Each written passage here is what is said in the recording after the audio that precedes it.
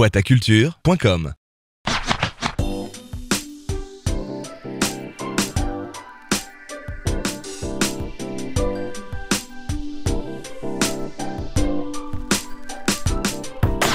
Le zéro déchet, en fait, vous incite à réduire au maximum vos déchets ménagers.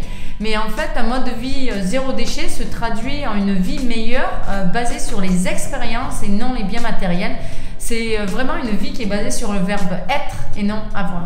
Voilà, alors ma méthodologie des 5 règles, c'est refuser ce dont on n'a pas besoin, réduire ce dont on a besoin, réutiliser en remplaçant tout ce qui est jetable par une alternative réutilisable et en achetant d'occasion lorsqu'on a besoin d'acheter un bien matériel.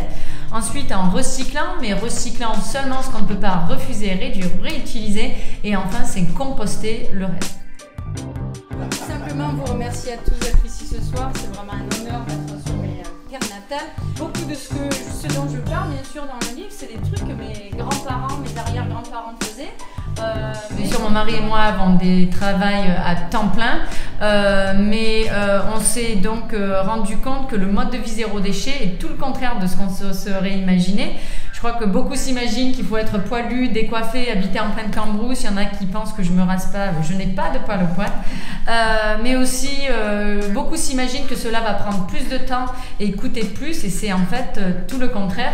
On s'est rendu compte que le mode de vie zéro déchet nous fait 40% d'économie sur notre budget total. Et bien sûr, par définition, la simplicité volontaire, elle n'est pas là pour vous compliquer la vie, elle est là pour vous la simplifier. Et donc, c'est grâce à ce gain de temps que vous découvrez une vie meilleure basée sur les expériences et non les biens matériels. On n'est bien sûr pas là pour dire à qui que ce soit comment vivre sa vie, on n'a aucun droit là-dessus, on n'est pas là pour juger qui que ce soit, mais on est là pour montrer en fait ce qui est possible, pour partager notre expérience. Si ça encourage des personnes, super, sinon tant pis.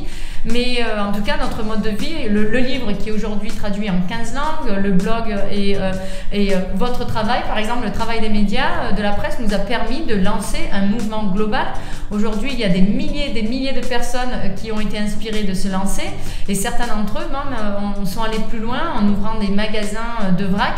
Et c'est surtout en France que le zéro déchet connaît une expansion.